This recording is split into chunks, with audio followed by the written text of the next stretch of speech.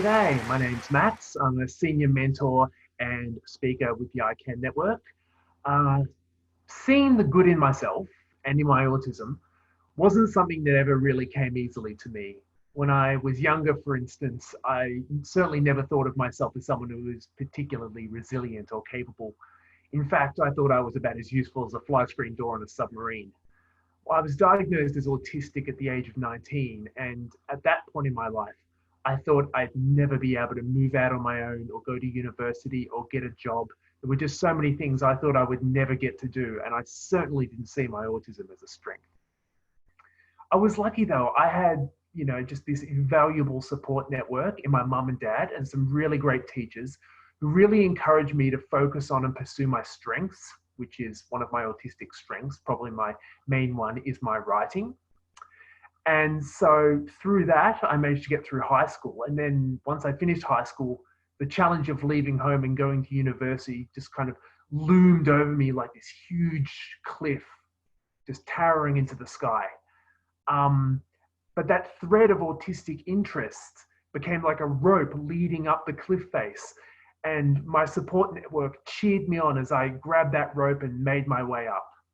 And it was a tough climb, but eventually I reached the top, only to find myself facing another cliff, this time the seemingly impossible task of getting a job. But once again, it was my autistic strengths that really lowered a rope for me. Around this time, I started writing a blog about what life was like on the spectrum. And as luck would have it, that blog was read by someone who worked in autism advocacy. And they invited me to come along and help out with a young adult support group in a neighboring suburb.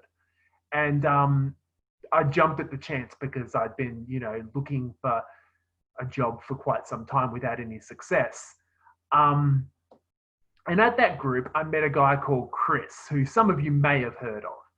And Chris told me about this. He had this idea for a group, an organization that was going to be called the ICANN network. And he said it was going to be called that because it was going to be focused on what people on the spectrum can do as opposed to what they can't do.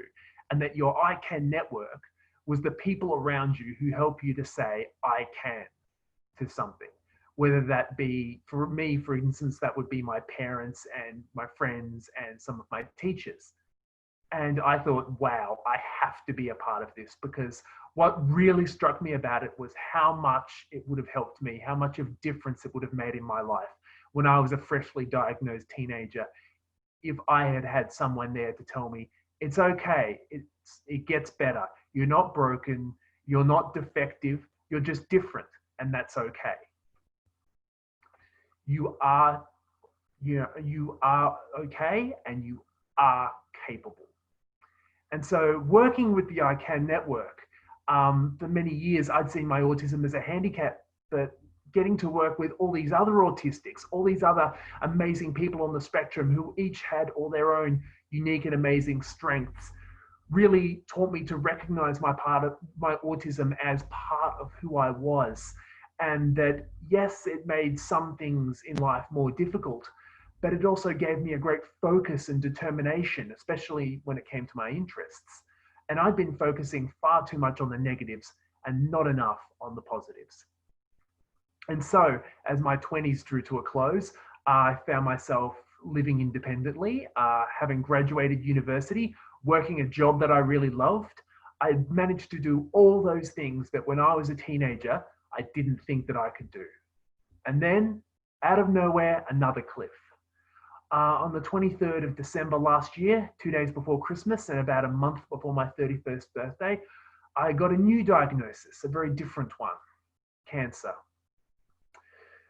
And I immediately just went to pieces like a gingerbread man in a blender, because this had been one of my biggest fears since childhood. The other one, funnily enough, being a pandemic.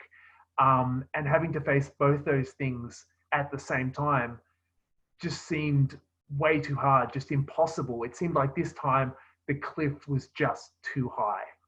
What I didn't realize though was that all that climbing had made me stronger than I realized.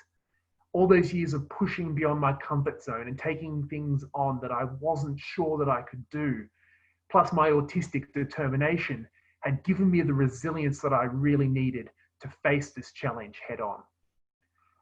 First, I had to have radiation therapy, and then I had to have surgery to actually remove part of the main nerve in my right leg. So for 6 weeks afterwards, I was stuck in bed. I couldn't walk. And then afterwards, I started rehab to learn to walk again. It's been a long and difficult journey. It's about 6 months since my surgery as I record this. And I'm almost back to walking normally again.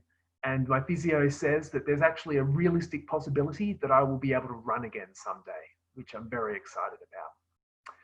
And if I learned one thing from the whole ordeal, the whole journey, it's that I am resilient, I am capable, and my autism is an inseparable part of my resilient and capable self.